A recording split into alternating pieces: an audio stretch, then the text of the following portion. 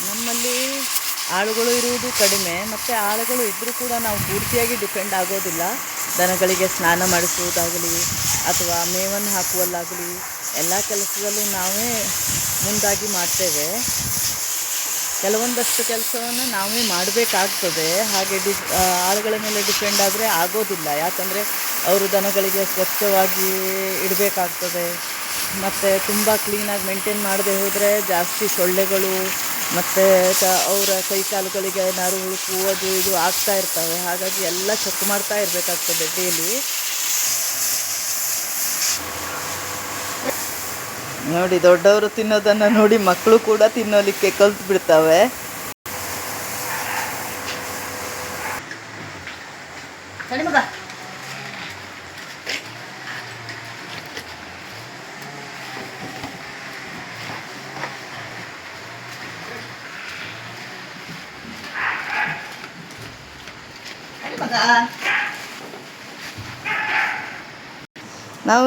ನಾವು ಈ ರೀತಿಯಾಗಿ ಸೈಲೇಜನ್ನು ತಂದು ಹಾಕ್ತೇವೆ. ಮೊದಲೆಲ್ಲ ನಾವೇ ಮಿಷನ್ನಲ್ಲಿ ಹೊಡೆದು ಹಾಕ್ತಿದ್ವಿ.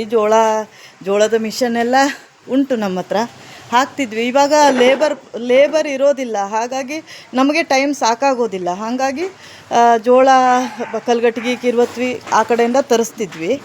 ಈಗ ಹಾಗಾಗಿ ತರಿಸೋದು ಸ್ವಲ್ಪ ಕಡಿಮೆ ಮಾಡಿದ್ದೇವೆ. ನಮಗೆ ಪುರ್ಸೊತ್ತಾಗೋದಿಲ್ಲ. ಅಡಿಕೆ ಸೀಸನ್ನು, ಕಾಯಿ ಸೀಸನ್ ಬಂದುಬಿಡ್ತದೆ. ಜೋಳದಲ್ಲಿ ಒಳ್ಳೆ ಕಾಳಿರುವಂಥದ್ದನ್ನೇ ತರಿಸ್ತೀವಿ. ಈ ಸಲ ಯಾಕೋ ಸರಿಯಾಗಿ ಬಂದಿಲ್ಲ, ಕಾಳೇ ಕಾಣಿಸ್ತಾ ಇಲ್ಲ. ತುಂಬ ಕಾಳಿರೋದನ್ನು ಹೇಳಿನೇ ತರಿಸ್ತೀವಿ, ಆದರೂ ಕೂಡ ಈ ಸಲ ಹೇಗೆ ಮಾಡಿಬಿಟ್ಟಿದ್ದಾರೆ. ಸರಿಯಾಗಿ ಕಾಳೇ ಇಲ್ಲ. ಕಾಳಿಲ್ಲ ಅಂದರೆ ಹಾಲು ಆಗೋದಿಲ್ಲ, ಒಳ್ಳೆ ಪೌಷ್ಟಿಕಾಂಶ ಸಿಗೋದಿಲ್ಲ. ಅವಕ್ಕೆ ಕಾಳು ಬೇಕೇ ಬೇಕು. ತೆನೆ ಇಲ್ಲ ಅಂದರೆ ಚೆನ್ನಾಗಿ ಹಾಲು ಉತ್ಪನ್ನ ಆಗೋದೇ ಇಲ್ಲ.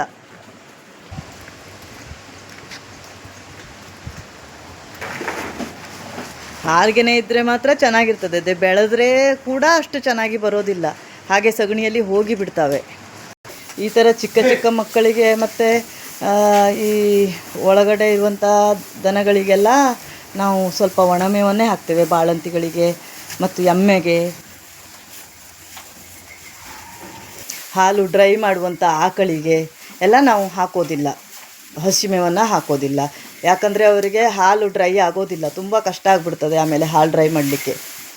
ಇವರಿಗೆ 2 ಹೊತ್ತು ಕೂಡ ಒಣ ಮೇವನ್ನೇ ಹಾಕ್ತೇವೆ.